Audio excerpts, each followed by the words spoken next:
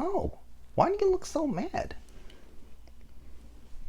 I always look this way before breakfast. Talk to me, Goose, whatever.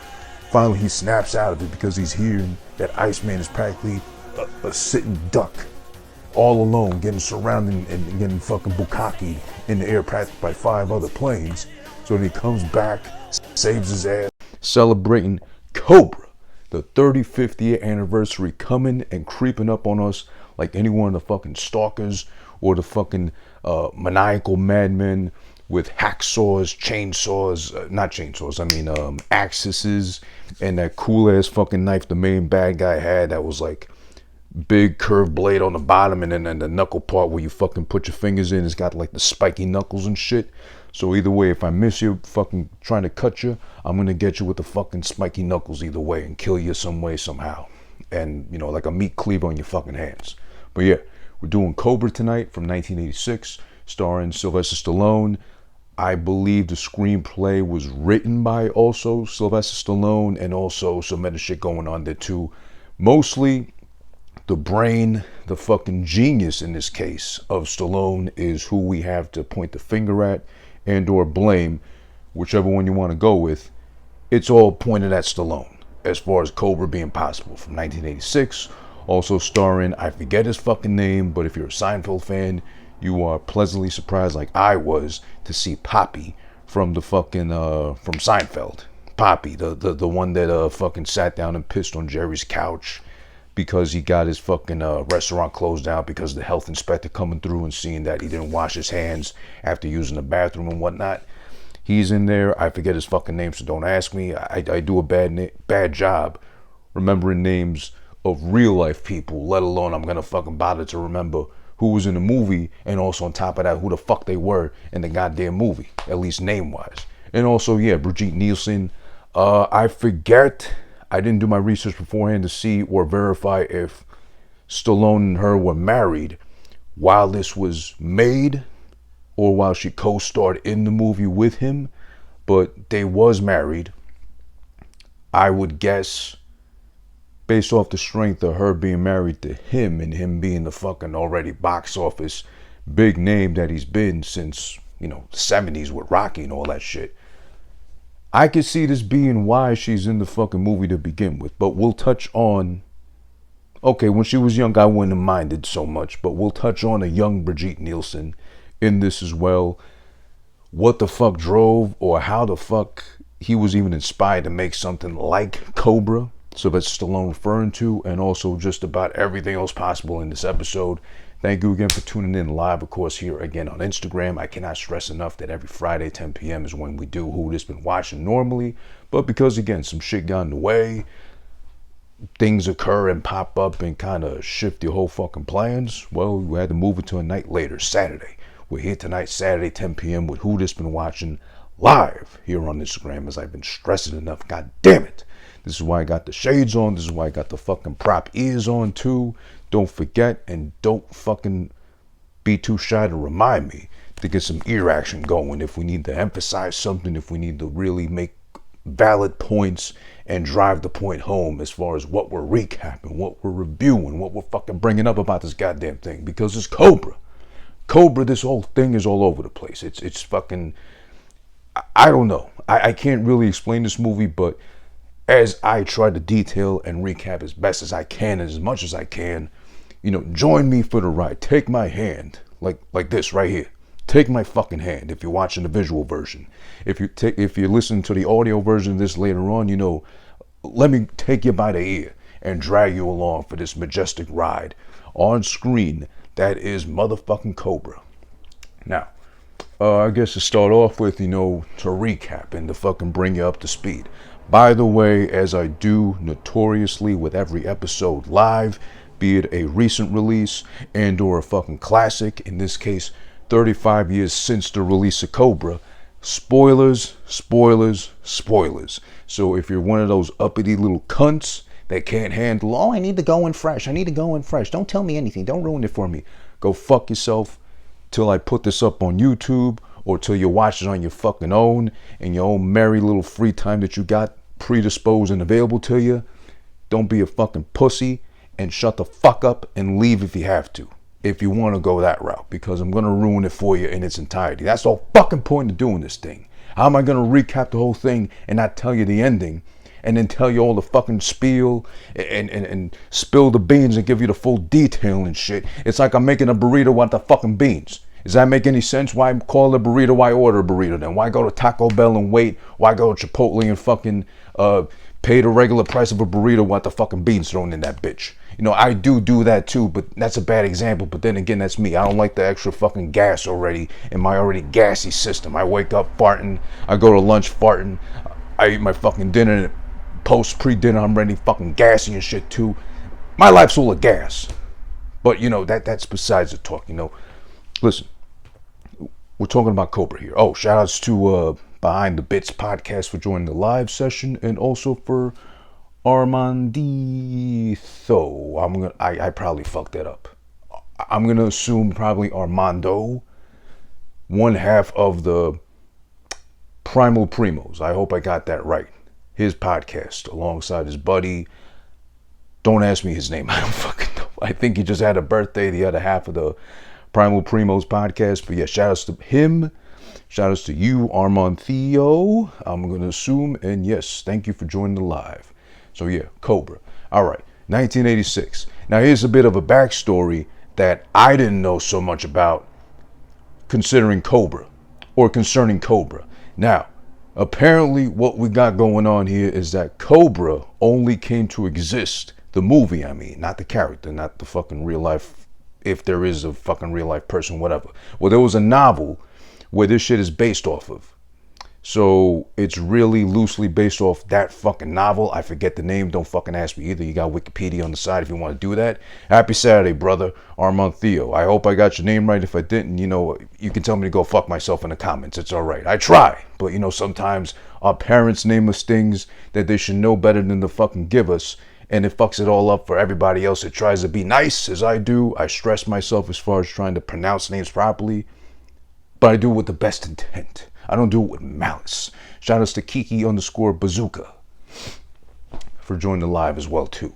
But yeah, as I was saying, so Cobra comes to exist due solely to the fact that Sylvester Stallone, I believe, if I got this wrong or you know better than me, please feel free to chime in the comments, wherever you got to do it. You know, feel free.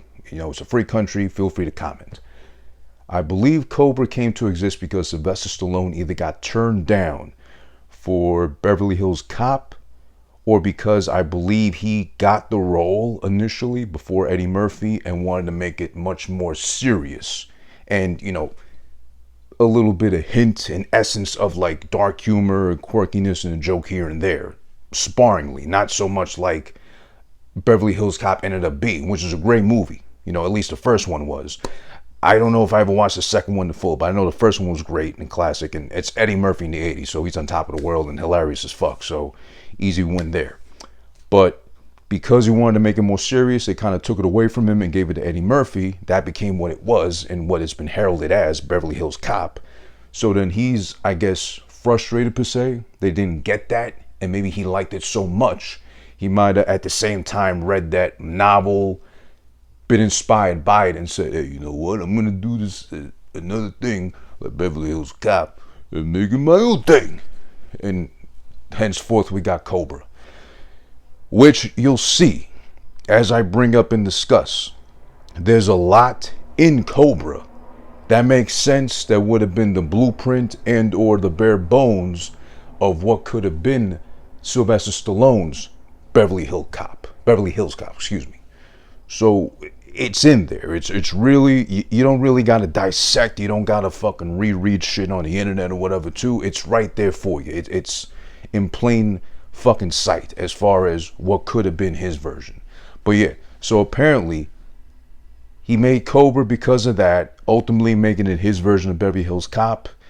You'll see why it's over the top with the violence, which I don't complain about. The more violence, the better. As long as it's violence that makes sense, like it's realistic shit that can actually happen, and or realistically enough. I get it, it's a fucking movie. You know, they're gonna exaggerate the truth. They're gonna fucking bend reality and make it seem like, you know, this could happen in an extreme case scenario, but it's a movie. We're going to tweak it and make it look sexy and, you know, explosion that makes no sense. Unnecessary beheading and fucking running over people. You know, but still, it's a fucking movie. It's Sylvester Stallone. It's the 80s. So, you know what? Let him have fun. You know, he did Rocky and a lot of other shit long enough where I'm sure he wanted to blow off some steam, having to keep it PG with Rocky, Rocky 2, and Rocky 3, which was like the year before, 1985. So why not let him vent? Why not let him get some shit off his chest? Being the clean cut, everybody's favorite fucking underdog, you know, slur speech, yo, Rocky for so long. And let him get his shit off being a fucking violent. I hate to use this term so much because white people really drove it into the ground, but badass literally is what you can describe him best as. Fucking no frills, stone cold killer practically, cop as he is. This is definitely a guy's film. If I were ever to have met the female that loved or heralded this movie in her top 5, I think I would have dropped to one knee immediately and married her ass. Because that is a fucking rare catch. That's a diamond in the rough. Keep that bitch. You gotta do whatever you gotta do to fight off whoever's fucking fiending after her or simping after her or DMing her when you're not around and shit. And fight for that woman, goddammit. Because the woman that appreciates Cobra, oh my God, that's... Listen, you won't find her. She doesn't exist. And if she does, she's like a fucking... She's like, what's that movie? Weird Science or something like that. She doesn't exist. You have to create her in a fucking lab like pit bulls and shit. And then, you know, Pitbull's been stereotyped. Not Pitbull the fucking singer. I mean, Pitbull's the breed of dog, you know, with the odd head and all that shit. No, that's the fucking American Pitbull Terrier. We're not here to fucking talk Animal Planet shit, but you know what I mean, the Pitbulls and shit. All right. So besides all that, now, Cobra is a bit of a rough watch. Or at least I thought it would be, because it's, again, 80s, Sylvester's at the fucking pen, he hit the fucking pad, and he made it happen with this flick. Now you think, Rocky was a one-off. I love the story of Rocky, how that came to even exist, or how he came to be the star of the fucking series. And I heard something crazy from who, I forget who, but somebody was saying Rocky 4, of all the Rockies, is the best Rocky. Because without that, you don't get 5, which was horrible, which was fucking vomit, which was diarrhea level bad.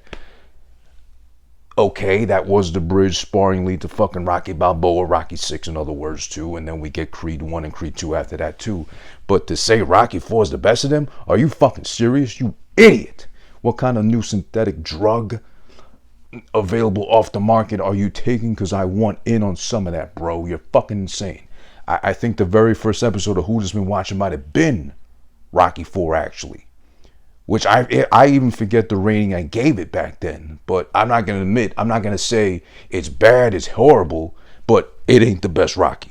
You go fuck yourself with that theory. You're insane. You need to get checked into a fucking asylum. You know, I need to fucking speak to your parents to see where they went wrong with you, or were you like an arsonist growing up, whatever, too. I don't know, but you're insane to say Rocky 4 of all the Rockies is the best one. If you say 2, I agree with you because that's my favorite one. If you say 1, I won't necessarily agree with you, but I won't argue that either because it is the first one to start off the whole fucking series to begin with. Even if you say 3, I may be like, you know what, you're a bro or something like that. Or you're transitioning because your mind is fucking stuck out there, suspended in fucking time. You know, where a space where time and reality don't fucking really intermesh well, and you're just stuck out there in like a nether region zone, whatever, too. But yeah, Rocky 4 is absolutely not the best. I'm sorry. And I hate to be that guy that's like, your opinion is wrong, you're a fucking idiot or nothing. But in this case, I'm sorry you're wrong to say Rocky 4 is the best one out of all of them. It's the cheesiest one out of all of them. But cheesy enough where it's not terrible. And it doesn't go bad like it did with Rocky 5. Armand Theo, the woman from Weird Science, is something else. Oh yeah, Kelly LeBrook, I forget her name, but it's a Kelly something. I think it's safe to assume, per se, at least according to TV and movies when we were growing up. I think I'm older than you are, Armand Theo, but at least growing up according to TV and movies, Kellys tend to be pieces of ass. It's a given. You don't fucking name something pretty without knowing in advance. Kelly, and you don't name someone ugly Kelly. I think somehow, some way, even the hospitals knew that. Like if, let's say the parents said, oh, we're going to name our little bundle of joy that's a girl Kelly and shit. And then the doctor takes a good look at the nose and like genetically predisposition to be an ugly bitch. We're going to scribble out Kelly and put like, I don't know, Esther or something like that. Or Beatrice instead. Just to keep it safe, because you don't want to go into false pretenses like, oh, you grow up a Kelly, but you're fucking busted, or you're a fucking fugly or whatever. But yeah, that's besides that. Kelly's aside and all that shit too. Listen, I'm getting back to the point here. So that's the backstory to Cobra. That's the whole reason we got Cobra to begin with. You could see that Cobra came to exist out of frustration, clearly, on Sylvester Stallone's part. Which, thank God, as we'll go finally into further detail as far as the movie's concerned, we will see it is to our advantage, for God's sakes. Because, I don't know. Yes, those Kellys be breaking hearts. Because listen, you had Kelly Kapowski, Saved by the Bell, Kelly from Weird Science like we just discussed. I forget, there's another Kelly, there's a legit real life Kelly. There's a bunch of Kellys, but they've been in movies and TVs and shit. I'm trying to remember. There's one Kelly who was such a piece of ass, like from back when, she was like a brunette too. She was just so fine, I can't remember, but if anyone out there remembers another Kelly that was a piece of ass, please feel free to drop it in the comments. Let me know so we can just fucking reminisce and harp over these goddamn Kellys. It's one of those names where you only tag a bad bitch and name her Kelly if you know she's going to probably be a bad bitch. Take a look at her mama and you'll probably know, okay, it's safe to assume we can fucking put all our chips in on this one. Name her Kelly. Let's go with that. Shout out to official Bad News Vaughn for joining as well. Make sure to always check out on Twitch, twitch.tv/FeelingTheVaughn. Him doing his thing with the lives. What's up, bro? What's up, bro, to you too as well. I appreciate you coming through. And of course, who just been watching Cobra tonight? What we're doing, starring Sylvester Stallone from back in 1986, co-starring a young but still questionable of a choice, Brigitte Nielsen. And again, we'll discuss that later on too. And who the fuck else cares about what else cast was in there? Or I don't know who else. Kelly Clarkson. That's a good Kelly. That's a good Kelly right there. Kelly Clarkson, young. I forget the name of her first song, but who really gives a shit, because it's Kelly Clarkson, like who's really taking it seriously as a singer. When she was young and petite, or even, oh, you know what? That's so hilarious. In that movie, don't ask me why I ever saw this. I think I was really that bored on a Sunday and HBO had on just about anything but something good. And I wasn't going anywhere that afternoon. So I stayed and I watched From Justin to Kelly, that American Idol finalist fucking, I think Justin Guarini won American Idol and Kelly was the runner-up, but then he disappeared because he had that crazy hairdo of his that was like a really fucking disheveled, homeless looking Justin Timberlake from like mid-2000s that didn't work for him, so they got him the fuck out of here. Meanwhile, Kelly has a fucking daytime TV show of all things now. She can still sing. She's still good. I mean, she's on that fucking, The Voice show, whatever. But a young Kelly Clarkson, especially in that movie, Jesus, she's cute as a fucking button. I used to fucking love Kelly Clarkson. But then, unfortunately, it happens. As I had my phase too, she got fat. I hate to fucking body shame or assume that, she's going through things, her body changed accordingly according to emotions and shit. But listen, she got fat. There's no other excuse. And she stayed fat for a while. And even for this fucking talk show, where she's supposed to be inspiring, housewives to get up off the couch and stop, deep diving into bonbons or, tickling their pussy underneath the box of chocolates they got in their lap, and go up and get out and do something, or at least be a soccer mom, for God's sakes, or something. How are they really going to be inspired when she's so fat too? I'm sorry, but she's as cute as a button. Same thing with Rachel Ray.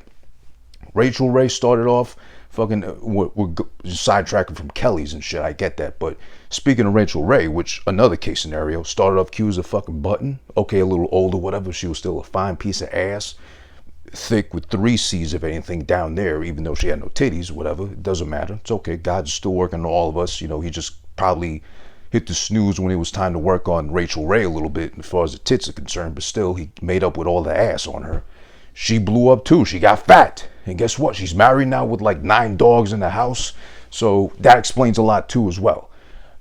Also, Kelly from fucking the WWE. Yeah, a piece of ass still to this day. Enough said about her. She's, whoo, my God, she's on fire. Fire emojis all around her. Hard eye emojis for her too. And yeah, Kelly from Destiny's Child. Underrated Kelly Rowland from Destiny's Child. I mean, listen, because everybody was fixated. I was too, and I still am too. I'm guilty of fucking simping hard body for Beyonce. I mean, come on, listen. From when they first started till now too, I'll risk everything on me. I'll fucking put my house up if I had a house up for sale for the sake of fucking just being able to brush close enough by next to fucking Beyonce, for God's sake. She's such a fine fucking piece of ass. But Kelly, woo, Kelly's fine too. I mean, such a gorgeous face. That's a fucking, oh my God, the face of an angel. A fine ass woman, that Kelly Rowland. Unheralded Kelly. Often forgotten about Kelly just because Beyonce exists, and then there's Michelle Williams who's too busy, stumbling all over the place, or like just belting out, shrieking notes whenever she's given the chance to like take the mic and do a solo, which they don't do often, as you can tell, because, well, she botches a little bit too. But that's all right. That's Michelle Williams talk for another time too. Shout outs to Future_Joey for joining the live as well. So now, back to fucking Cobra. Listen, recapping briefly, it's simple, short, sweet, to the point with fucking Cobra. He's a fucking detective. He's got a chip on his shoulder, and when he's done carrying that chip on his shoulder, he just plucks out a fucking match from the matchbox, chucks it in his mouth, and he's ready to get down and dirty. Oh shit. First off, that's a sign of somebody you clearly do not fuck with. He's chewing on a matchstick. I've seen toothpicks. I've seen, I never knew there were like plastic toothpicks, but they exist. But apparently enough people don't use them, so they go with the wooden toothpicks. I guess there's more of a sense of danger in the wooden toothpick. Even though you can snap it like mid-chew, mid-bite unconsciously, you got splinters in wood all the time too, and it jab you. And then I have this thing with splinters. Like, you never know when to expect a splinter to fucking creep up on you, and of all things in your mouth, that would kind of creep me out. That would kind of freak me out, if anything, to be honest. But I guess that's why they made the plastic ones, because somebody was so addicted to wooden toothpicks, they said, hey, I'm going to make a plastic one just for me, so I don't by some odd chance swallow it because I broke it and then choke to death on of all things, a wooden toothpick. But yeah, no one really uses plastic toothpicks. I'm surprised, but okay. That's how fucking Cobra rolls. Marion Cobretti, that's his fucking full name in the movie, which we barely see reference to at all in the movie, but it's brought up once, and it's a pretty funny one time when they bring it up too. So, he's a fucking detective. Again, as per always in the fucking 80s, 90s, of course, he's white. Sylvester Stallone does count as white, even though he's the Italian stallion and fucking this, that, the other. He's off-white, like me, I guess. You could say off-white, like a exclusive, starting off at $500 Nike, and then resale value goes up to like 4 times on that. But yeah, he's a hell-bent detective on just playing by his own rules. He's a loose cannon, lone wolf. You can tell by his fucking, yes, good point, Future Joe. He's got a sweet fucking ride. I think it was a Ford Mercury. I can never say Mercury because I'm too New York. So Mercury is what he has. It's equipped to the fucking windows with, I don't know, shit that, it's indestructible practically. It's souped up. It's got, what do you call that thing? Nitro in it? I don't know what it's called, but that shit, you flick the button like they do in Fast and the Furious, 1 through 8, and all of a sudden, zoop, it's hauling ass. By that kind of car alone, that's, again, just like a guy chewing on a matchstick, driving that kind of car, and it's souped up as it is, that's another guy you do not want to fuck with at all, ever in your life. Don't be that stupid, please. Don't ever fucking, nothing. Don't cross paths with him. Just avoid him if you can possibly, for the sake of your own life. All right. So he's a fucking detective. He plays by his own rules. Apparently in Los Angeles, where he's at, there's a fucking gang of people, a cult. I don't know what they are officially, but they're just like obsessed with like killing off the weaker part of humanity to let only the strong live and survive and procreate amongst themselves. So much to the point where they hunt out who they presume to be the weak, mostly oddly enough women because they're fucking pussies, and frustrated men, aka what do you call those, incels probably. So incels from the fucking 80s. Face paint, or no, they do like extra tight nylon stockings on their face, which is just the holes cut out, which does make sense because I would always think if you had the fucking stocking over your head, how do you see clearly? At least these guys thought far enough in advance to cut out the fucking holes in the stockings. And in the 80s, they couldn't fucking do like they do now with the retina scans and recognize your ass like that too. There's no doing that back when, so they're good to do that. They're free to do that. And they got clear 20/20 vision when they fucking start chopping people up in the middle of the streets with their axes and these cool ass knives they have, but they're still like just maniacal fucking madmen out there doing their thing. So Cobra's out there and assigned to fucking hunt all them down, bring them in any way he has to possible, because that's the whole point. Like Mel Gibson in Lethal Weapon, like any other fucking cop that's white, that plays by their own rules in the 80s, the 90s, and I think some Jason Statham don't really count because I don't think he was ever a cop per se. Well, no, I think he was in Hobbs and Shaw and maybe in Fast and Furious. I'm not too sure, but whatever. In the 2000s, there was only really Jason Statham doing that kind of thing. And then I think there was what was that terrible ass fucking movie with Chow Yun-fat? He's a fat cop who does a lot of kung fu. Shanghai Cop or something like that.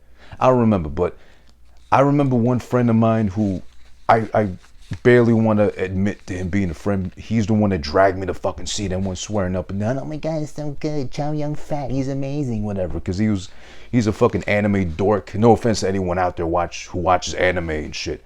I'm not speaking to you, but I'm speaking to him, who's one of those anime dorks who obsess over anything anime, like the good and bad ones, and swear up and down they're fucking the greatest thing ever that came out. And he swore to me, he fucking paid for my ticket, he promised me it'd be so fucking good. I immediately, as soon as we stepped out the theater, I fucking punched him as hard as I could in the arm, because he's my friend.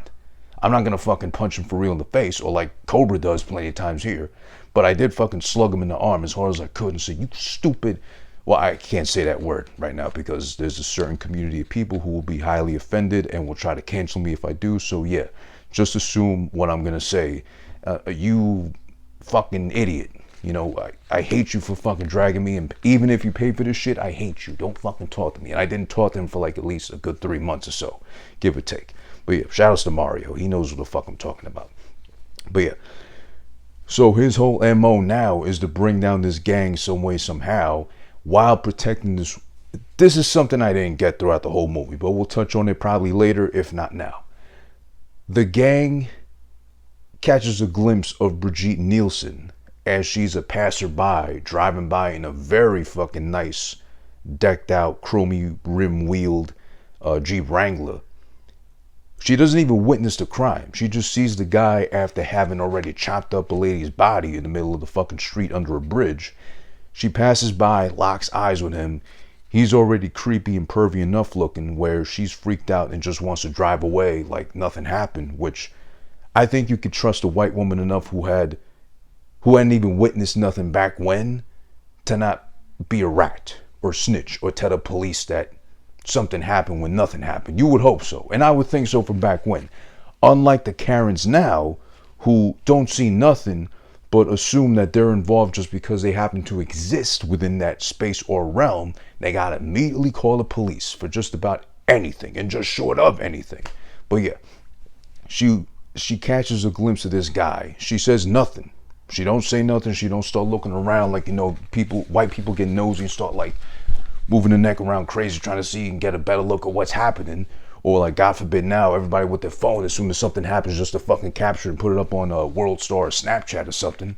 No, she drives away, but she drives away fast knowing this guy's fucking creepy, giving me the fucking creepy vibes. Drives away, but then the cult, this fucking gang gets obsessed with finding her, tracking her down, because presumably, and according to the fucking one cunt that's in this whole cult and gang, she's gonna fucking bring us down. She's gonna be the cause of us, you know, she's gonna cause our demise. We won't be able to accomplish our global takeover. If she's left to live, go fucking get her. And they do so throughout the whole fucking movie. The rest of the time is basically Cobra protecting her ass from getting chopped up like mincemeat and basically killed, so they can go ahead and focus on a whole nother woman who might have just did the same.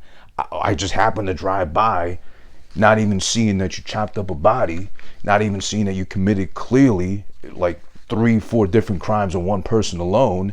But I'm not gonna say nothing because I didn't see nothing. I'm just driving by fucking pitch dark at night in Los Angeles. What do you want me to do about it? And the guy looks back at me like I fucking did something, or I was gonna do something, and I wasn't gonna do nothing. I'm just fucking driving by. I want to get fucking home or whatever. But yeah, all of a sudden the whole gang's on her ass. But yeah, that's the rest of the movie basically. Cobra kills a lot of fucking people, mostly gang members. Thank God he's not like out there killing randomly for the sake of fucking killing, because he's flexing his authority muscle and whatnot too. So thank God there's no messy kills like that. At least the bad guys kill the innocent people. Cobra never kills nobody that's good. He kills only the bad guys. So because it's a mess and he's killing left and right whoever he grabs a hold of, they tell him to back off. It's always that scene in the fucking the loose cannon lone wolf detective who plays by his own rules. You need to calm down, back off. You're ruining the city's budget, going crazy and killing and shooting, and we can't replace your car even though you wrecked it on the fucking job trying to hunt people down who are trying to kill innocent people. Even though you're doing your job clearly with your badge present, we can't reimburse you for your fucking car. Your fucking 1950s souped up with nitro oxide, whatever the fuck, everything going through the city running like a rocket, strapped to the back of it too. It's insane. That's basically the premise of Cobra. I mean, I can't really explain beyond that. He finds the fucking main bad guy who's obsessed with chopping up Brigitte Nielsen. Maybe because she was taller than him too, because she is clearly taller than Sylvester Stallone / Cobra in the whole film, which is funny because I would think of all people, maybe he doesn't have that ego. He didn't have that ego problem then, or too much pride, so much of it where it would matter to him. But she is clearly taller than him, at least by 2-3 inches throughout the fucking film when they stand side by side. Oh, shout outs to Joe _ the Panther _ Junior for joining the live.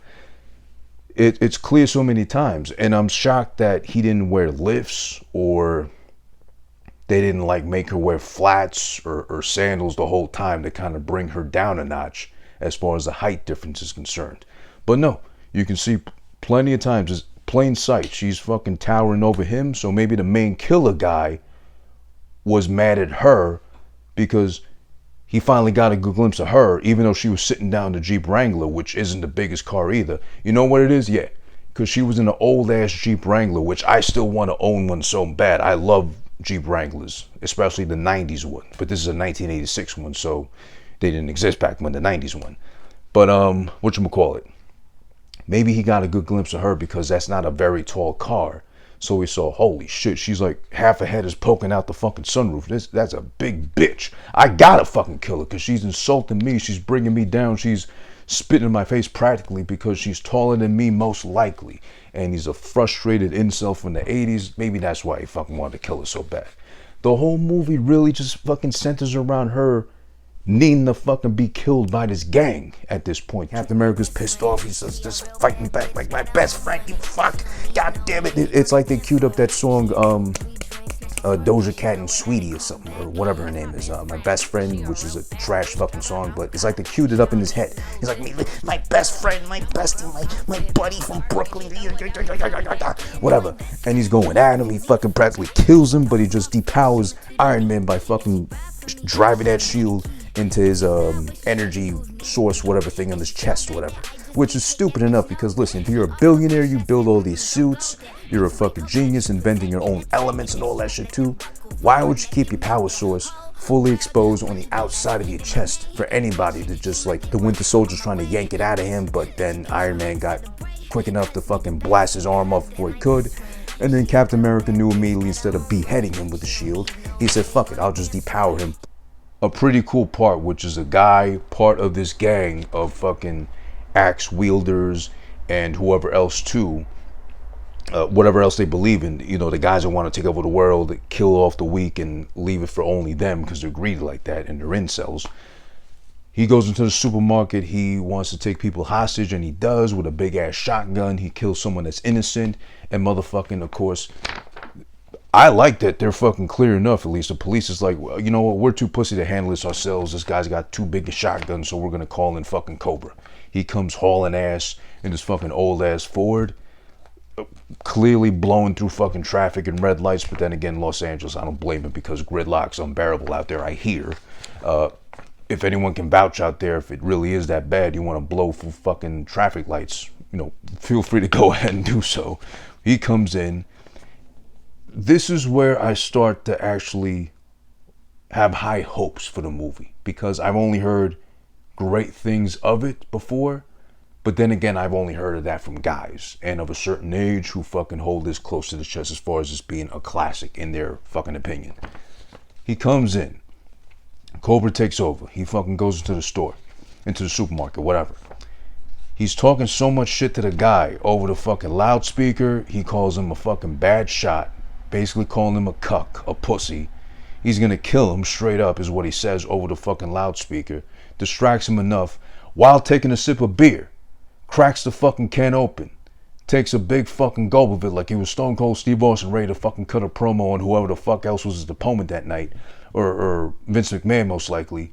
Tosses it at the fucking guy. The guy's panicking, freaking out because he's just been threatened by a fucking cop of all people. Shoots the fucking can. Cobra sneaks up behind him some way, somehow. He knows the fucking maze around the supermarket he's never been to.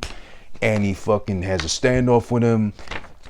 By the way, also, I love the quirkiness of this film because it's unique in its own way by just having so many random one-liners that you know fucking Stallone practice the best ones, or at least the best ones in his head, in the mirror in the bathroom before fucking jotting it down on the script or a legal pad, whatever he fucking used to fucking write up the movie. But he comes in, he's behind the guy. They fucking talk for a little bit too, basically saying again, I'm gonna kill you, stupid ass. You know, stop being so stupid, give yourself up, or I'm gonna have to kill you. He fucking takes out a knife from under his fucking sleeve. Before the guy can get a shot off, of course, the badass loose cannon detective knows how to do everything in advance and knows how to read every step before it happens. Tosses the knife at him, boom, kills the guy off. He's dead. That's it. It's fantastic. But listen, again, like I mentioned earlier, you don't trust a guy. You don't fuck with a guy, let alone, who likes chewing on matchsticks, who has these oversized fucking aviators on the whole time. I mean, okay, maybe like 90% of the movie, he's got these fucking shades on.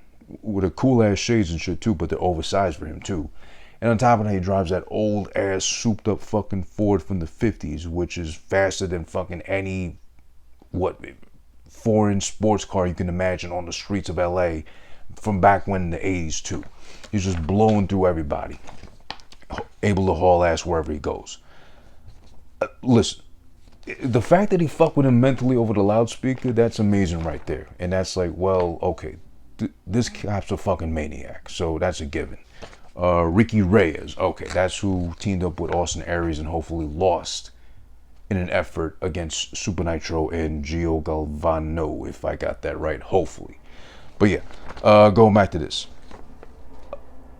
The one-liners sprinkled throughout the fucking movie was really what made me really appreciate this shit. Like, even if it would have been terrible, which will, you know, clear up towards the end, the one-liners, the very many one-liners, are fucking so funny and kind of hit perfectly. You would think Stallone would have been a comedy writer in like a past lifetime or something, or he would have had some outside help from like a comedic writer. Who knows? Maybe he did, and maybe they just got like ghostwriter credits, or for the sake of working with Stallone, they might have just handed him some really good shit after seeing some of the film and knowing that, okay, I can trust fucking Stallone enough to like just, you know, take over. You take this one as a freebie, whatever. It doesn't matter. I got to work with Stallone. I get the fucking credit. I get a fucking royalty check if and when people watch this shit later on in life.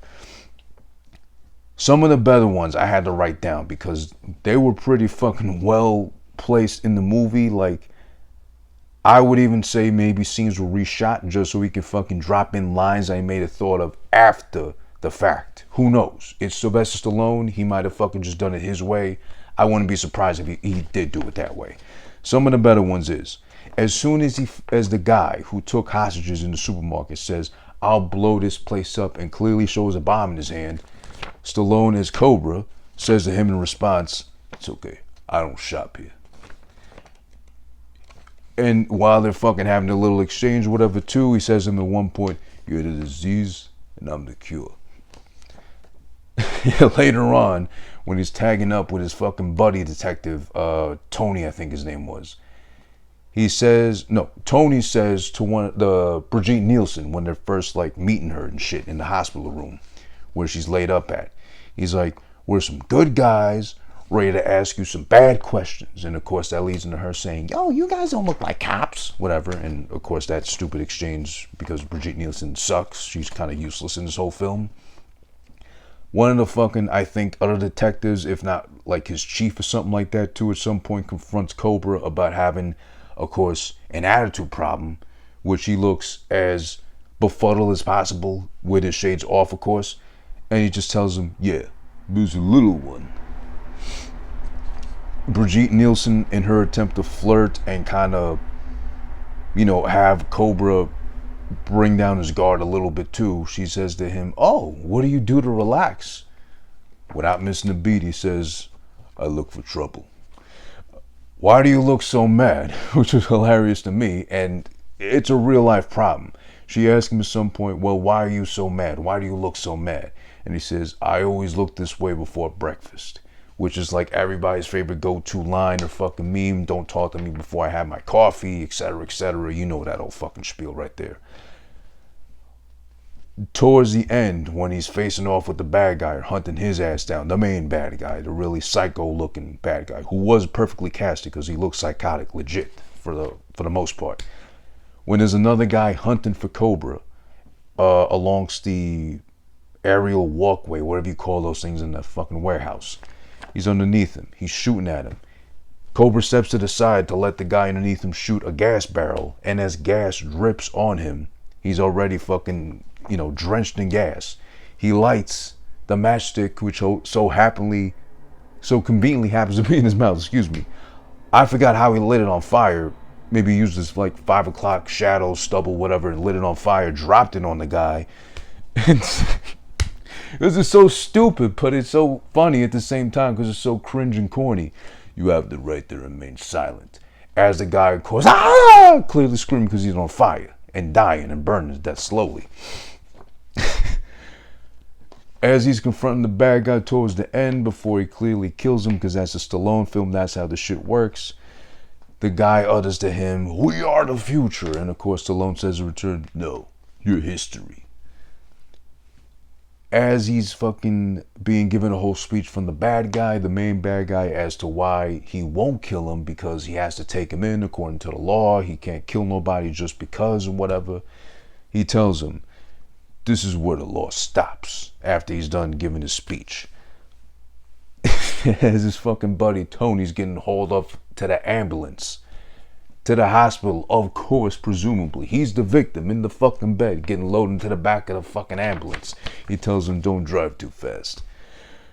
And there's a one fucking dickhead detective who gives him a hard time the whole time, saying he's a loose cannon, he can't be trusted, he's letting people die out there just because, he's a fucking recluse, whatever too. As he extends his hand in fucking friendship and says to him, "Hey, no hard feelings, hey Cobra." He takes his hand, he seems like he's gonna be cool about it, whatever too, and like let him live and shit. They shake hands, and then he drags him back in, fucking slugs him clean in the face, and then says, "No hard feelings, pal." I don't know, there was just so many fucking one-liners like just dropped in perfectly throughout the fucking film. You have to watch it to get the context. It's like just, that's where you can clearly see what he wanted to do with Beverly Hills Cop had they trusted him to be the Beverly Hills Cop.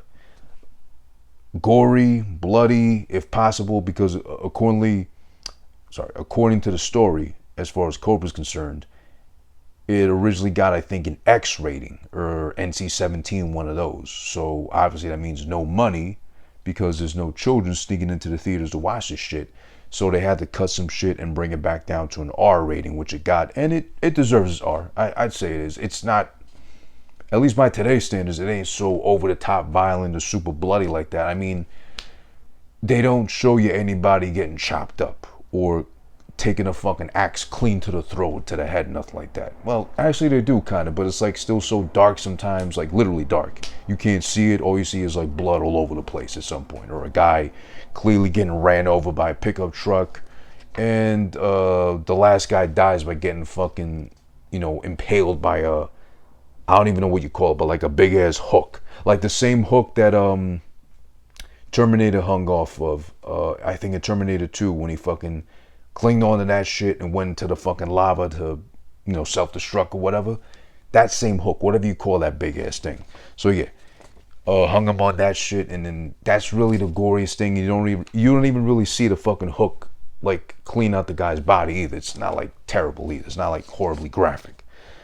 Okay, so then there's a part where Cobra is a fucking asshole up until this point too, because he's just doing anything that he wants practically. He's just taking the law literally into his own hands. So when he finally gets home after fucking the supermarket incident and killing that guy clearly and getting confronted by the press about, well, did this guy have to die? Did you have to really do him like that? Whatever. It's like, hey, I'm just fucking doing my job. They call me in when to do pussy to do it on their own, so I'm just doing what I'm paid to do. According to your fucking taxes, you're paying me to fucking keep your ass safe. Okay, you're welcome, by the way. When he gets home, he forces his car, behind a fucking vato, behind a Mexican guy, which this guy looks and sounds, like a homeboy, or like I don't know what you call him really anymore. No, that's offensive. Vato, or a Mexican gang member, I guess, to be more specific per se. Poorly casted, because the guy looks and sounds the part, but for some reason can't get the words out properly. Like, hey, man.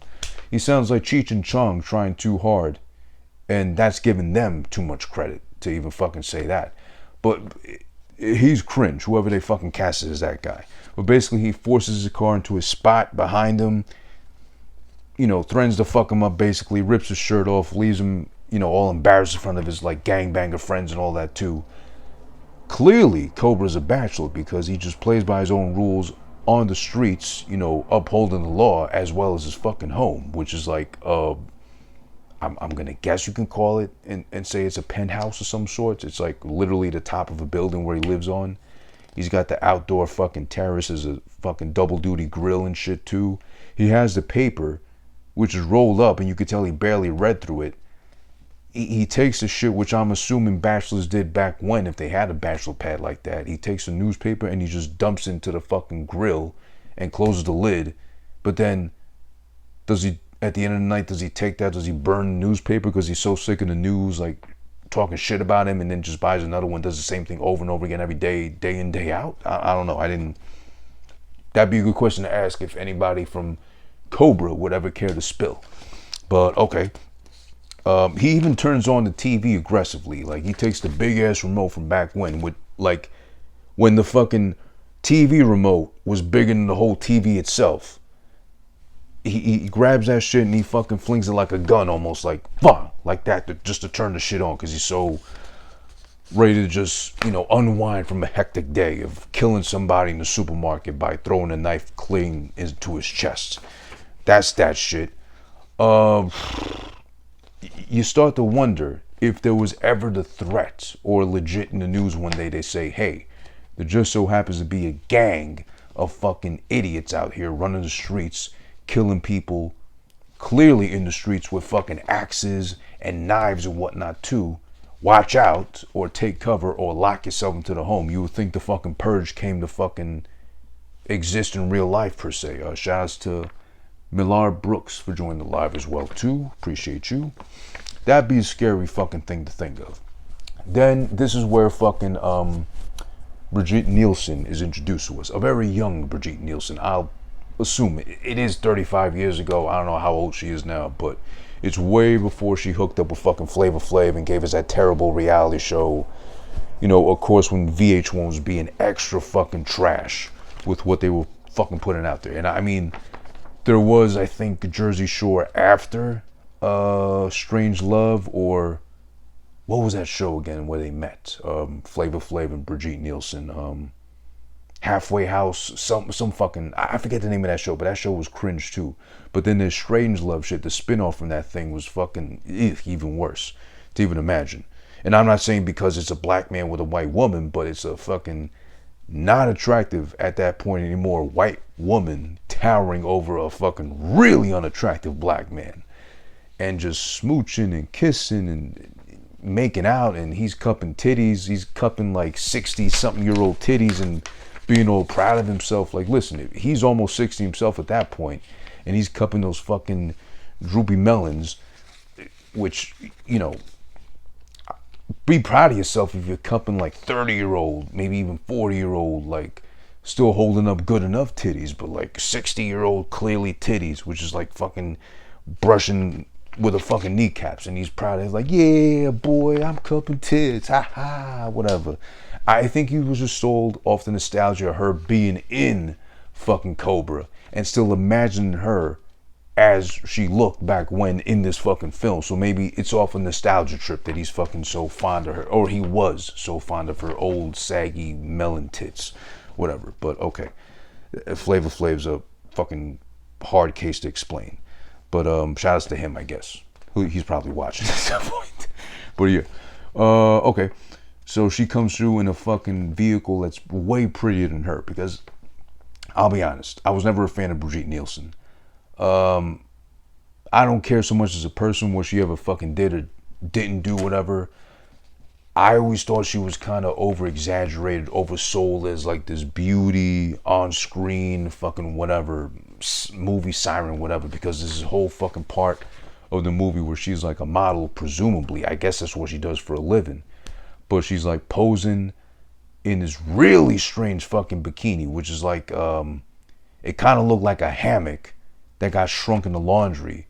And they said, you know what? We can't use this clearly outside for anyone to lay on top of, you know, a tall fucking blonde, not so good looking woman here. Hey, do you want a free bikini to fucking try on during the photo shoot? Why don't you try this on? This might fucking go up your pussy, hopefully enough to cover it too. So it's like we're doing a tasteful shoot here.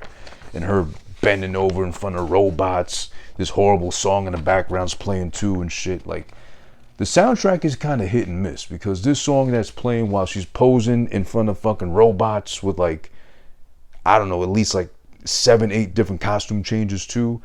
It's weird. I don't know why you're fucking bent over in front of robots, because I guess the 80s was obsessed with robots like that. But they're only props. They don't move. No, they do move. At least they glow in the dark, whatever too.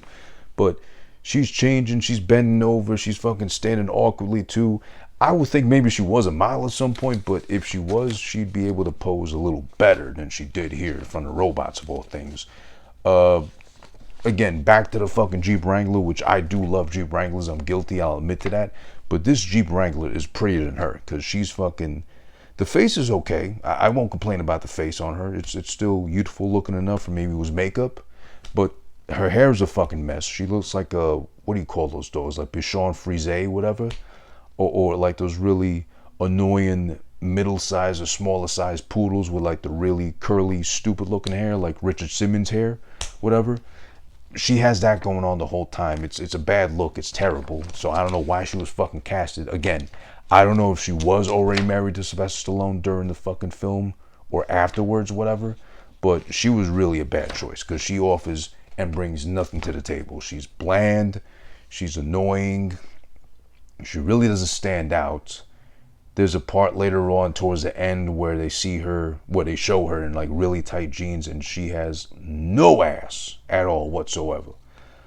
Nothing going on back there. So I think she's really just being heralded because she's tall and a blonde. And she's okay in the face. But other than that, I don't see the appeal to her. Again, I was never really attracted to Brigitte Nielsen like that. So even a young Brigitte Nielsen wasn't doing nothing for me. I don't know. He could have picked... I would guess that Sylvester Stallone had his choice of fucking women he could have picked from that time. You know, I can't really think anybody at this time. But then again, you know, just like my other complaint with Top Gun was, my only one big complaint was like, I think they should have switched. Meg Ryan, who was like Goose's wife in that film, should have been the leading female role instead of who we got, because the chemistry wasn't there between Tom Cruise and whatever her name was. And she also wasn't that attractive. So I think had Meg Ryan been that, yeah, maybe different story, and maybe they wouldn't allude so much to like Top Gun being so gay friendly. But then again, that's Top Gun talk, you know. I mean, there was the fucking playing with the boys, the song playing while they're playing amongst themselves as boys, shirtless boys on the fucking beach with the volleyball and sweating on top of each other and all that too, and just, you know, perspiring heavily. But yeah, that's Top Gun talk. All right. Here's a funny part, actually, which comes up a bunch of times, actually. You would think that, of all people, Cobra wouldn't really give a shit about what the fuck his partner, his detective buddy, puts into his body, but he does, because Cobra might be, during his off time or low-key, instead of a cop, a rebel detective as he is, he might have been a nutritionist at some other point in his life, because here's the first part where he tells his fucking buddy, listen, you need to stop fucking eating all that sugar shit, because it's making you violent. You're fucking out of hand. I can't understand how you're getting so out of hand and so violent and such a fucking mess. You know, eat some fucking fish and rice instead. It'll do your body good, literally. It'll calm you the fuck down. Meanwhile, he's like, you know, off screen killing like at least 5 guys. Criminals, yes, but, you know, killing them nonetheless. Shout outs to underscore Franny P, part of the band called Brendan, I guess, too. Shout outs to you. I appreciate you for chiming in. Larry at BBQ. I don't know who that is, but okay. Shout outs to you for joining as well alive. Much appreciated. Well, yeah. We talked about that already. Okay, so yeah. Let's see. Oh yeah. There's a part where she's checked into the hospital. Brigitte Nielsen. She's on the run from this fucking gang who, for some, I don't know how this fucking gang would have worked in real life, because she didn't even see them kill the fucking lady that they did in the street. She happened to drive by when they're chopping up the body, you know, behind a car so no one can see, obviously, because you don't do that in plain sight in the middle of the fucking crossroad. She didn't see shit. All she saw was one fucking guy standing there looking dead directly back at her. Creepy, stalker-like too, whatever. I get it, but she didn't see nothing. She just saw a guy standing in the street looking back at her. So she would have driven off, and that would have been the end of the story. But then he gets in his head the fucking main killer guy, as well as the fucking cunt behind him, brainwashing him to thinking, if you let her get away, if she doesn't fucking die, she's gonna fucking have this thing blow up in our faces, and we're gonna be fucking done for. Go get her. And from there on, they're obsessed with just killing her. So then let's say they would have fucking gotten mission accomplished and killed her ass. Then they just fucking run after every fucking woman they think saw them do something out there. This is a poorly functioning gang. I mean, this is obviously why one fucking rebel cop, I mean, as badass as fucking Cobra is able to take them all down much later on and fucking expose their fucking weakness, their Achilles heel, as being they obsess too much over one fucking victim. That's why they do the axes and whatever too, because they have to chop them to mincemeat and fucking toss them aside and burn them, whatever they're fucking doing, but then they just move on to the next one instead of fucking actually building a fucking cult following or working on that shit instead. But whatever, that's fucking gang mentality, stupid gang mentality. I'm not saying gangs are stupid, I'm saying this gang in particular was very stupid to just focus on, of all people, Brigitte Nielsen. I mean, listen, they have the disadvantage to her because she's taller than fucking all of them. She got these long ass legs. She can outrun them, and she runs very well. That's the only thing she does well in this whole fucking movie, is run really well, because she has an anatomical advantage by having long legs to get away quicker. Obviously, she's fucking 6 feet plus tall, so why not abuse that if you can? Let's see, we did that. We get fucking blessed with this one highway chase scene, which I'm gonna fucking be clear right now. I haven't seen anything close to this fucking scene on this scale that can even be as phenomenal ever again in my life. This is fucking probably top 5 chase scenes that I've seen up until now, considering and taking into account all the movies I've seen up until this very fucking moment of my life as I exist right now, speaking to you live on Instagram at Who This Is One, by the way. Cobra 1986 special edition. Every episode special edition of Who This Been Watching, by the way. Live. The fucking angling, the shots, the panning, following the vehicles, explosions, the cuts, the jump cuts, zooming in on the faces. Everything is chef's kiss as far as this highway chase scene is concerned. Okay, it's unrealistic too as well, because at some point he fucking turns the vehicle around, full speed, backwards. I don't know how he's still fucking driving that fast backwards or going in reverse and still being able to shoot the guy out, take him out cleanly, turn the car back around without losing speed, mind you, and chase after the other fucking guy for like at least a good, this scene might have been at least 5 minutes, but I'm not going to complain at all because it was just fucking beautifully shot.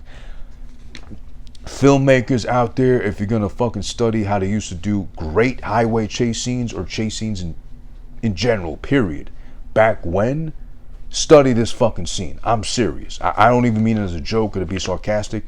Legit, I need you to study this shit because it is beautiful. It is fucking incredible how it's done.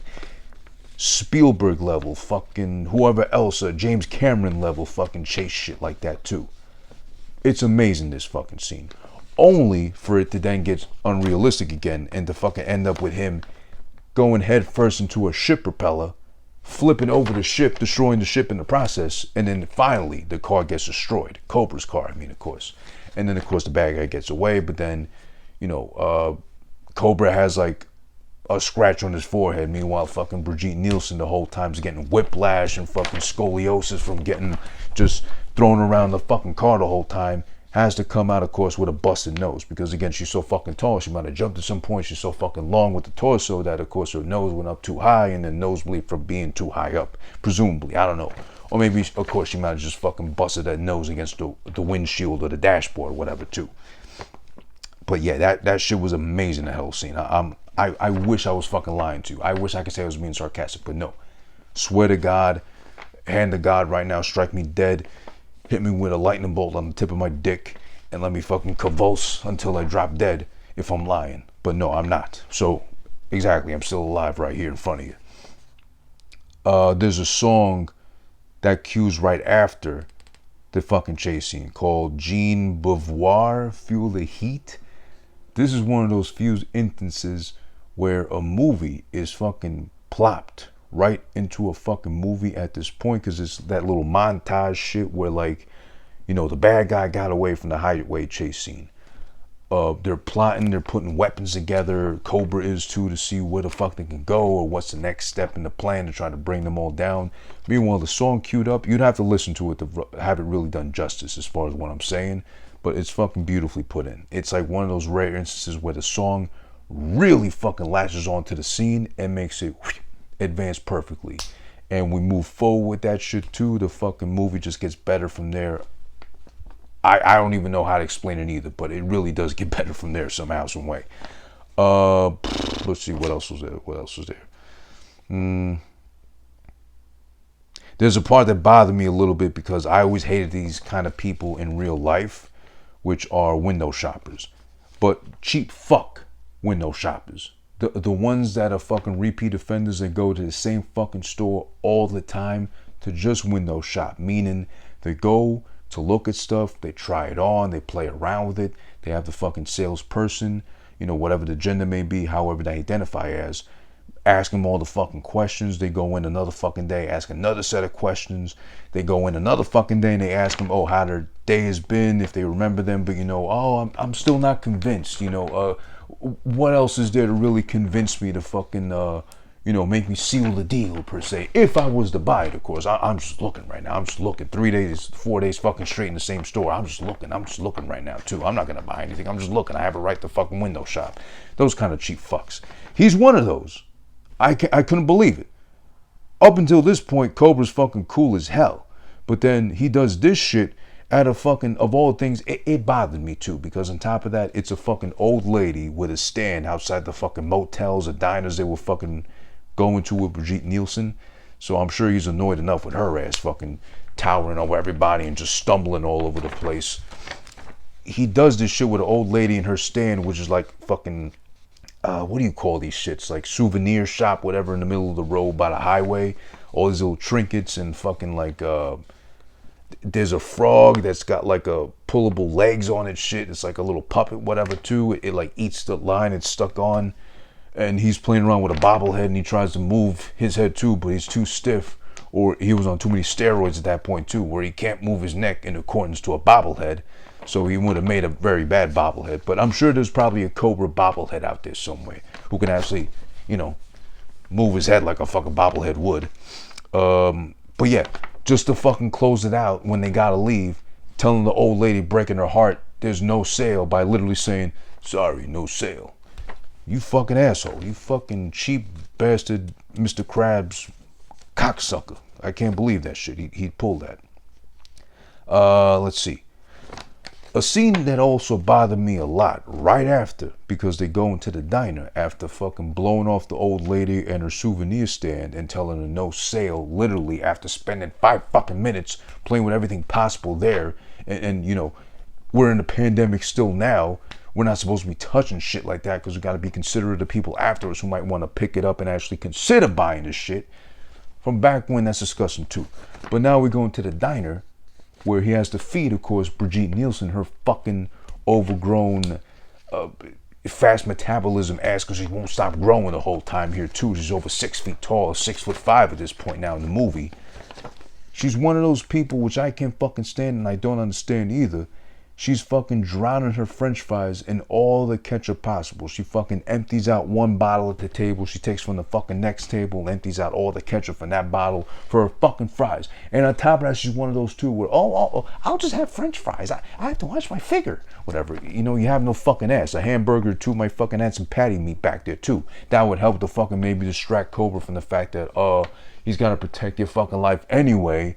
As a fucking law detective, why not at least give him some incentive and put some meat on them fucking bones back there too. No having ass bitch. And on top of that, she got the nerves of ordering the ketchup. Literally it's like, oh, let me get a fucking basket of ketchup and just a little bit of french fries on top practically. And, you know, salt is optional. I don't really care if you salt it up or not. But there's a clear 20 seconds. I swear I wish I was fucking lying. But there's a clear 15-20 seconds where it's just her fucking dumping ketchup on the french fries. And she does it again a second time too. It's like she didn't have enough ketchup the first time. It ran out. So yeah, she ran to the fucking table at the other end to grab the ketchup from there and some more ketchup on top. This fucking bitch, she's disgusting. And she's a fucking waste of that. And adds more. The second time is after he asked him about his fucking love life. And, why don't you settle down with a nice girl? You're so fucking tense. You're so fucking mad. Whatever. Stupid bitch. A funny part afterwards where they fucking, Cobra and her meet up with his buddy, detective buddy cop Tony. They set up in a motel preparing for, I don't know how they fucking knew. Or at least they were hiding without the intent of knowing per se. But they go into a motel, this like little fucking town like up north in Cali where the motels are just like small ass houses all next to each other in like a little lot of land or whatever. But his buddy Tony does this fucking, this was so funny to me because this is all I could really see it and understand it as. He takes his gun because he's gonna go to sleep. Obviously they have to fucking sleep. They have to rest up and get the energy for the next day of running away from fucking insane gang members, who obsess over fucking tall white women. They're like immediate threats to him because they're incels low key. He takes his gun, takes out the clip, and I swear, I wish I was fucking lying. He takes the gun, puts it next to him in the bed, fucking sings it a little lullaby, you know, kisses it on both little cheeks of the fucking barrel. Have a good night, sweetie, take care of yourselves. And he tucks the gun into the fucking bed. He puts the bed sheets over the fucking gun, lays over it, and fucking pats it on the head. Good boy, you did good today. And goes to sleep with the fucking gun next to him. Even with a fucking clip taking out the gun, I'd be so paranoid about sleeping with a gun underneath my thigh. Or even next to me in the bed, let alone. But Tony's fucking a badass like Cobra is too, so can't blame him for that. Also, let's see. Then finally, the next morning, the bikers, well, they're on bikes now, I'm assuming it's the same fucking gang. They just take over the whole little town. They fucking lock the sheriff and the fucking policeman in the fucking little police department there too. They start storming the fucking motel where Cobra and Tony's at, because apparently the bitch that was with Tony fucking gave them the lead. Like she was she switched on them pretty much. So they come in storming in. It's fucking savagery at this point. Like if you thought the fucking highway scene was incredible as it was, and it's beautiful, it's phenomenal, it's ridiculous, it's so fucking good, it's ridiculous, but you don't hate it, you can't help but love it. This scene just blows it out the fucking water, because they're all bikers now. They come plowing through the town, taking over, terrorizing, all that shit too, gunning from the bikes. And on top of that now too, they take the fucking bikes and start ramming the houses, like driving literally into the fucking little motels and shit. They miss, obviously, because you're driving into a fucking house, and missing still. You don't know who clearly to go after inside the fucking building. But Cobra, of course, he's got grenades on hand, on deck, on his thighs. He's got a fucking clip that never ends in his fucking gun. He's fucking gunning all the people down, clear shots. Like Cobra would have been the end all be all if he was playing in a Call of Duty tournament. Like easily he's fucking owning everybody. He's shooting out the fucking roof. Guys moving on the fucking bikes. He shoots a guy so fucking clear dead in his chest that the guy, even when he's dead already, after getting shot to death, still has his fucking corpse jump clean off the fucking bike, like perfectly, like he's dismounting from the fucking the straddle beam or whatever, like the fucking they do with the Olympics with the gymnastics and shit too, like just clean fucking jump off the bike. He was so scared at fucking how precise this guy, how stone cold a killer this guy Cobra is. Oh shit, it's a fun scene. And then again, like the highway scene, like I mentioned earlier, was fucking phenomenal and epic. This is even better, because after he guns down a whole batch of guys from the fucking motel window, he takes her ass, Brigitte Nielsen. They haul ass into a fucking pickup truck, which is just conveniently there for them to take. She's driving, he gets in the back, and he is fucking gunning down left and right with his fucking endless clip in the fucking gun, taking everybody out one by one, not missing one single fucking shot. Even one guy gets close enough to the fucking back of the pickup truck to climb in with him and try to take him out. Nope, he knows immediately to turn around. Cobra, that is, of course, I'm referring to, takes his ass out, throws him over to the front of the vehicle. And of course, Brigitte Nielsen, she's too dumb and tall to fucking know any better. She just runs him over clean, and he's dead, of course. But that was awesome. The whole fucking way it's shot, presented, everything too. It's another chef's kiss. Perfection. Beautifully fucking done.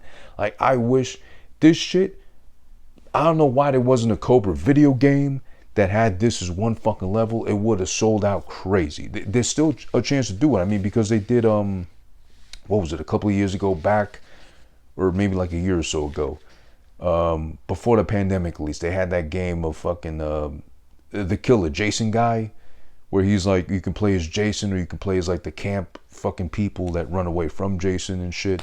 I heard it was kind of buggy, wasn't that great apparently too, but I mean, that's so many years after the fact of Jason being popular. They could easily do this shit with Cobra. I mean, why not? They did it with Scarface back in 2003, 2004. They just fucking, that game was like, what if Tony had lived at the end, and they just told a whole nother story from there too, which I watched a YouTube video of. And apparently the story was really good. The game wasn't so great though, however. But, you know, here and there. You know, it can't be perfect. But yeah, this fucking part of the movie should have been in a video game, recreated in a video game, hopefully. It's just fucking fantastic. It's so absurd. It's so over the top. It's not graphic either. It's just like guys dying as they get shot off their fucking bikes. But then they crash. The pickup truck is no good. They gotta run through the fucking lemon fields to get away from motherfuckers too. He lobs a grenade and clean fucking hits a guy dead between his eyes with the fucking grenade. Blows his ass up. He's dead. I mean, listen. It's just fucking everything about this fucking, the action sequences here in this fucking movie are fantastic. Are beautifully fucking done. Stallone knew what the fuck he was doing by having them shot this way, cut, edited the way they were. It's fantastic. I can't believe he fucking knocked it out the park twice. The highway chase scene and the fucking pickup truck scene. It's phenomenal. I can't fucking recommend this shit enough. And then they finally go towards the end where they lead into this industrial plant, which I could have sworn at first glance might have been the same one they used in the first RoboCop movie. Which if it was, I don't blame them, because that's a cool looking ass industrial plant where they meet with the final bad guy, you know, everything like I mentioned before. They fucking kill here, left, and right. Cobra, of course, lives to the very end. A very odd part in a not so serious movie up until this point. Silly with the one-liners, with the fucking level of violence and how people are dying left and right, and kind of exaggerating their death sequences too. It's not up until this point where the main killer guy, the creepy stalker guy who really has it in for fucking Brigitte Nielsen, but then again, she's so annoying, why not try to kill her, at least in the movie? He gives a speech, which is basically like, what's the word I'm looking for? It's like, I forgot really, but it does make a lot of sense because he's basically calling his bluff at this point. Okay, you killed all these other motherfuckers up until now because whatever, they just happen to get in the way. But I'm the main prize right here. I'm the one that you want to bring down, and you've been told to fucking bring in, preferably alive, not so much dead. So you don't have the balls, Cobra. Even though you've killed everybody possible that's gotten in your way, you don't have the balls to bring me in lawfully. Drag me to the fucking police station to get fucking put on trial or whatever for everything I did. You don't got the fucking guts. You don't got the balls. All you do is let your gun do the talking for you, because that's presumably your dick, and that's your manhood right there represented in the fucking gun, etc., too. Tries to hit him with the psychological talk. Cobra's not having that shit. He says, all right, fuck the gun. I'm not going to kill you, but I'm going to beat your ass and get my licks in before I fucking arrest you and haul you off, if I have to, if you let me. Okay? So then that goes into the fight sequence. It's fucking to the end practically too. And it's a cool fucking death because he basically waits, Cobra, for this fucking big ass hook to pass by, grabs the fucking killer guy and plants him clean through the fucking hook, lets him get dragged off slowly to the fucking big ass furnace, and he burns alive. A very creepy part here too, which I don't know if anyone else ever noticed. If you have watched this, or if you watch this later on, maybe pay attention, because as the guy gets driven into the fucking hook to die, of course, you're not gonna fucking survive something that big impaling half your body and poking through your fucking torso like that, through your rib cage. The way he screams is like a child begging for a tit because they need to be fed. It's like a toddler. It's like those really unbearable, like toddler screeches that kind of creep you out, kind of drive people insane, drive parents mental because they don't know what the fuck the child wants to shut them up, change a diaper, feed them, give them titty milk, whatever too. Nothing works. But it makes sense because the guy's presumably in so much agony because of having this big ass metal hook driven through his fucking body, and he's gonna die because he's getting dragged slow to the fucking fire to burn alive, and he can't get off the fucking hook. He's impaled. He can't move. He's gonna die. And it's like a despairing fucking screech. It's like how a baby would do, but a grown man, of course, because he's got this deep ass voice. I can relate. I probably sound the same way if I got hooked like a fucking fish, pretty much. It got dragged to a fucking furnace slowly. But yeah, that part's creepy. That part kind of got me the first time too. That was the only time throughout the whole fucking movie I was like, ooh, okay, I can't really laugh at that too much. It is funny the way he dies, but it's not so funny the way he sounds as he's dying. So yeah. Finally the movie ends. Of course, there's a couple of more one-liners too. He fucking saved the day. Everybody's fucking dead as far as that gang's concerned, so he practically literally cleaned up the streets single-handedly. Cobra did that, of course. And then, his buddy goes off to the fucking ambulance. Like I said, as he's been packed into the ambulance, he tells him that one line, don't drive off too fast, whatever too. He rides off into the sunset with Brigitte Nielsen with the song playing in the background, which is a very fucking poor choice. So bad, I didn't want to know what the fucking name was. I don't want to know nothing about it. It was just a very poor choice. I would have gone with something else just because up until that point, the soundtrack and or the songs they kind of played up until that point in the movie had been kind of okay. This kind of fits. Or, oh, it gels fucking beautifully with what we're seeing on the fucking screen too. But yeah, that is Cobra in its entirety. The fucking notes I shared with you as I watched this shit. You know, listen, without further ado, it's already fucking late at night. It's almost 12 o'clock on a Saturday. What the fuck you doing here with me? You're enjoying yourself? I appreciate you. Thank you so much. This is Cobra.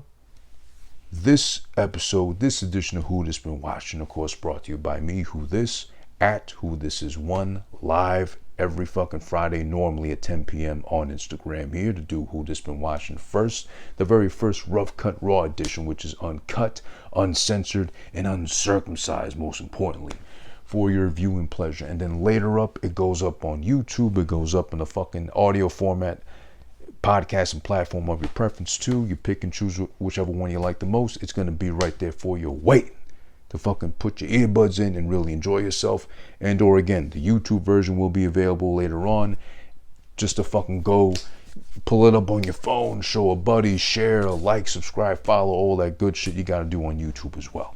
But yeah, listen, as far as Cobra's concerned, all right, listen, to sum up, the action, the driving sequences are fucking incredible. I don't know how the fuck he pulled it off.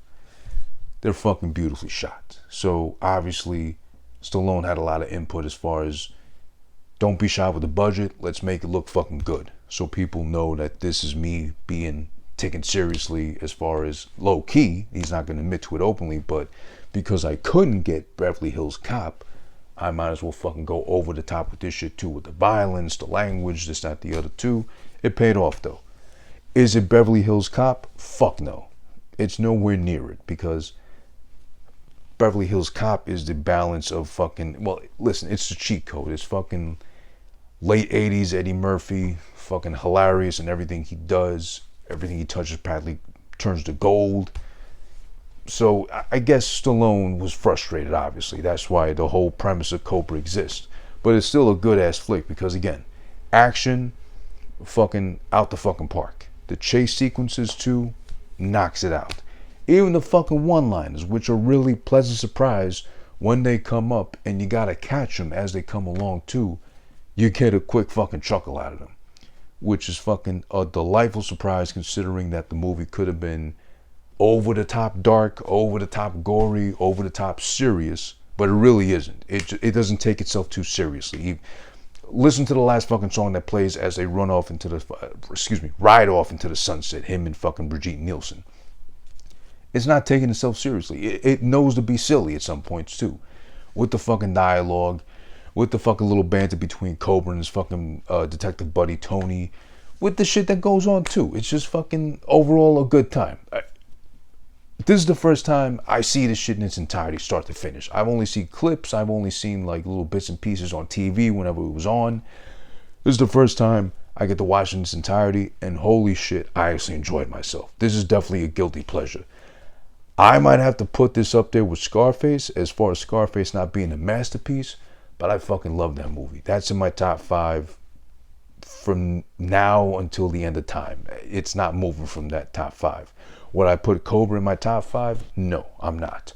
But I will put it up there in my top 5 as far as guilty pleasures I don't really want to admit to, but goddamn, I love this shit because it's just so fun. It's a guy's movie. It's a guy's film. It's the epitome of fucking what guys want to be and be able to do if they become cops or they have a badge on them, and fucking taking the streets by his throat and kicking ass up and down the fucking avenue and just killing in the name of the fucking law and getting away with it too, and having a badass car and fucking munching on, matchsticks and all that too, and having a not so attractive, tall, leggy blonde, being on your dick the whole time. But still, it's like you can take it or leave it. Most likely in the case of a not so attractive Brigitte Nielsen with that terrible haircut, you can leave her. But of course, it's a movie. He has to fucking take her along for the fucking ride, protect the ass. So what do I give fucking goddamn 1986's Cobra, starring Sylvester Stallone, as a final rating. Concerning the ears, none of you reminded me to use the fucking ears throughout, so of course I got so enthralled and fucking caught up in a moment with Cobra, I forgot to fucking do this every once so often. What do I give Cobra as far as the ears? What do I give it out of a possible 2 ears? I gotta go with, honestly, I'm gonna go with 1 fully erect, established, prominent ear out of a possible 2. I'm gonna be honest. If I gave it anything more than that, like a 1.5 or 2 ears, I'm just being a fucking guy. I'm just going off adrenaline and how much of it I had pumping through my body because I enjoyed the film so much and I had a fun time. It put a smile on my face. It was a pleasant fucking surprise watching this whole thing. I'm only gonna go with 1 ear because it's not perfect. Thank God it's not too long either. It's like a hour and 20 and change and such. It's good enough where you get some laughs. The action's really good. Overall, the action, there's no flaws in it too, but it's so exaggerated. The one-liners can be kind of cringe, but they're fucking funny cringe. Like, you can't help but laugh because they wouldn't work nowadays, or they're so out of place and kind of change the settings and the moods as far as a really serious, like, violent, bloody scene you just got hit with like seconds before, then it just kind of gets killed or kind of stopped in its tracks with a fucking one-liner sprinkled in. So it's ups and downs. It's kind of like all over the place. It's kind of like an ADHD action film because it's serious, then it's not. It's serious, then it's not. It's serious, then it's not. So it's all over the place. It's frantic. Yeah, we're going to leave it at fucking 1 ear out of 2, which again means it's decent. It's okay. Will I watch this again? Absolutely. I have to study this shit. I have to fucking learn. I eventually want to make a movie too of some sorts. So I definitely want to learn how they fucking made that highway chase scene possible. The action sequences too as well. Boy, this shit has some fucking gems in it too. But it's not great. It's not perfect. It's not classic. It's okay. I mean, if you like Stallone, if you miss Stallone from the 80s, if you just fucking want a good, nonsensical, exaggerated, fun time with a movie, and you love action, I recommend Cobra. You'll have a fucking good couple of laughs and then actually enjoy yourself too. As long as you don't try to take it serious. Holy shit, it's fun though. I can see why it's fucking heralded and praised and kind of held close to the chest as it is, despite how old it is. 35 years later, Cobra. That's the review, of course, tonight for Who This Been Watching. We did Cobra, starring Sylvester Stallone from 1986. Unfortunately, co-starring Brigitte Nielsen, which, you know, she's overrated. That's my opinion, of course, but you've been watching up until this point, so, of course, I'm not saying you agree with me, but at least hopefully you see my point as to why I feel she's grossly exaggerated as far as being a beauty. An on-screen beauty per se. He could have casted this shit better, but then again, there's so many other choices. Maybe he was just stuck on fucking being a good husband and serving justice to his fucking wife that he said, you know what, okay, I'll let you fucking be in this movie. Just get off my ass already. And maybe cook a dinner once in your life, you fucking lazy bitch. I don't know, maybe.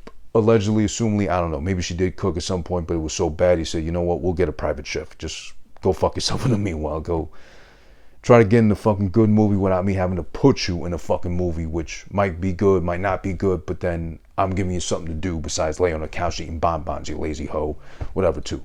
Who this been watching though, thanks for watching. I appreciate everybody who chimed in, who jumped in on the live, who fucking told a friend to tell a friend to fucking share this shit, to fucking follow, like, subscribe, comment, all this, all that too. Don't forget, as we will normally go back to, Friday nights, 10 p.m. will be the normally scheduled day and time for Who This Been Watching. Thank you, however, for joining me on today's special edition on a Saturday at 10 p.m. of Who This Been Watching. We covered Cobra. We did our thing with it, too. We enjoyed ourselves. We channeled the vibes with the fucking overgrown, big-ass shades covering most of my fucking face. Thank God. It's better for you because who really needs to fucking study my face like that? Listen, I'm my own props department as far as the ears and the shades are concerned, so, you know, I'm able to salvage, you know, what God kind of messed up on as far as me physically, appearance-wise.